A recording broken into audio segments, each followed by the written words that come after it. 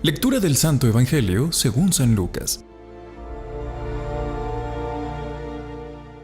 En aquel tiempo se presentó un maestro de la ley y le preguntó a Jesús para ponerlo a prueba: Maestro, ¿qué tengo que hacer para heredar la vida eterna? Él le dijo: ¿Qué está escrito en la ley? ¿Qué lees en ella?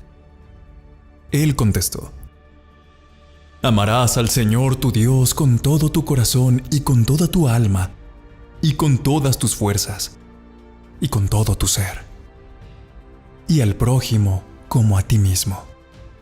Él le dijo: Bien dicho, haz esto y tendrás la vida. Pero el maestro de la ley, queriendo justificarse, preguntó a Jesús: ¿Y quién es mi prójimo? Jesús dijo: Un hombre bajaba de Jerusalén a Jericó.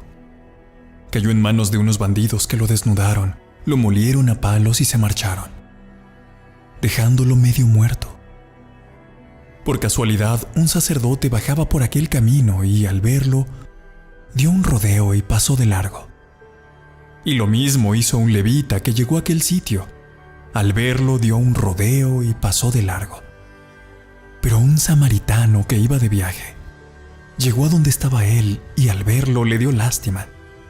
Se le acercó, le vendó las heridas, echándoles aceite y vino, y montándolo en su propia cabalgadura lo llevó a una posada y lo cuidó. Al día siguiente sacó 2 denarios y dándoselos al posadero le dijo: Cuida de él, y lo que gastes de más yo te lo pagaré a la vuelta.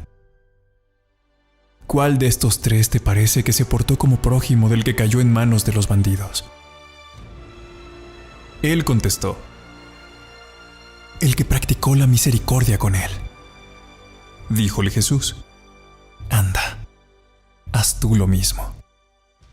Palabra del Señor. Gloria a ti, Señor Jesús. Ven, Espíritu Santo, llena los corazones de tus fieles y enciende en ellos el fuego de tu amor. Envía tu Espíritu y todo será creado y se renovará la faz de la tierra.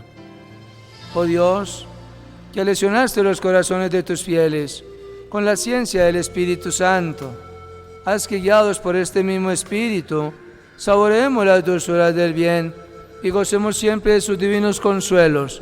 Por Cristo nuestro Señor. Amén. Hermanos y hermanas, muy buenos días. Qué maravilla empezar la semana en estas condiciones, empezar la semana dando gracias, empezar la semana con un corazón dispuesto, con una voluntad firme, con una disponibilidad fuerte, empezar la semana como quien está aliviado de verdad.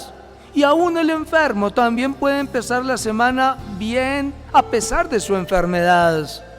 Ninguno está limitado a empezar bien la semana, ninguno. Por eso, bienvenidos a este inicio de semana laboral. La liturgia, en esta ocasión, retomamos la lectura de la carta del apóstol Pablo a los Gálatas. Pablo se está quejando con la comunidad de los Gálatas, porque ayer como hoy van algunos inescrupulosos, más ignorantes que los mismos, a quienes llegan a cambiarles el sentido de la vida, a cambiarles el sentido de la fe, a cambiarles el sentido de la palabra. Y entonces Pablo les llama la atención: ojo, que hay algunos que los están embolatando enseñándoles otro evangelio. Y Pablo dice: no es que haya otro evangelio, sino que es el mismo evangelio del Señor Jesús, lo están distorsionando. Y él se coloca como modelo: vea, yo que aprendí del Señor Jesús, que recibí su mensaje, que recibí el testimonio de su vida en mi vida, yo que me he comprometido con Él, yo doy testimonio que el evangelio que yo les he predicado, el evangelio que yo les he anunciado, es el evangelio del Señor Jesús.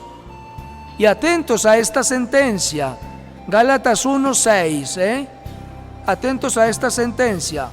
Si alguno viniere, aunque fuese un ángel del cielo, viniese y les enseñare otro evangelio distinto, dice, ese ángel sea anatema. Otras traducciones dicen, maldito sea ese ángel, ¿ven? Sea anatema. Y los anatemas son los que niegan la verdad y la comunión, la relación con Dios. Y al retirarse, ninguno de esos queda bendecido, ¿ven? Entonces, manos a la obra.